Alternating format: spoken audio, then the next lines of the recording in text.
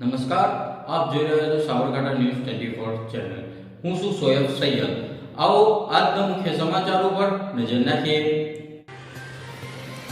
પોતાના પરિવારથી વિખૂટા પડેલ માનસિક અસ્થિર બાળકને તેના પરિવાર સાથે મિલન કરાવતી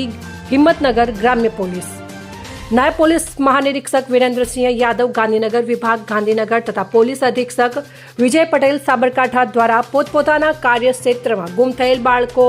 મહિલાઓની તપાસમાં રહેવા મળી આવ્યા હતા. તેમના પરિવારને સોંપવા સૂચના કરેલ હોવાથી જે આધારે વિભાગીય પોલીસ અધિકારી હિંમતનગર વિભાગ A.K. પટેલ સાહેબના માર્ગદર્શન હેઠળ આ બાબતે પરિણામલક્ષી કામગીરી કરવા સૂચના કરેલ હોવાથી જે આધારે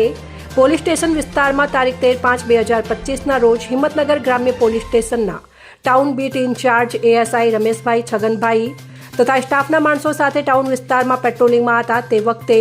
રાત્રિના 9 વાગે એક રિક્ષા ચાલક તથા સ્થાનિક પત્રકારો અલ્તાફ લુહાર તથા સોએબ સૈયદ મારફતે મળેલ માહિતી આધારે એક માનસિક અસ્થિર બાળક ઉંમર વર્ષ 19 હોવાથી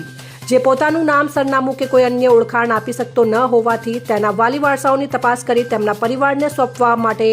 માહિતી આપતા ASI રમેશભાઈએ તે બાળક પાસે જતા ખૂબ જ ગભરાયેલ હાલતમાં હોવાથી કંઈ બોલી શકવાની સ્થિતિમાં ન હોય તેને પ્રેમથી સમજાવી સરકારી ગાડીમાં પોલીસ સ્ટેશને લાવી પોલીસ સ્ટેશનના બાલ કક્ષમાં બેસાડી બાળકને જમાડેલ અને વહાલથી પૂછતા તેના ડાબા હાથે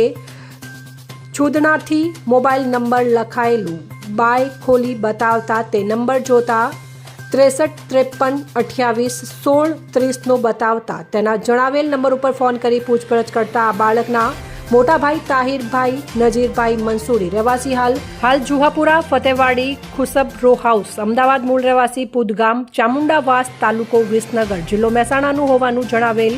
અને મળી આવેલ બાળક પોતાના ભાઈ અલ્લારખા નજીરભાઈ મંસૂરી ઉંમર 19 વર્ષનો માનસિક બીમાર હોવાનું જણાવ્યું હતું અને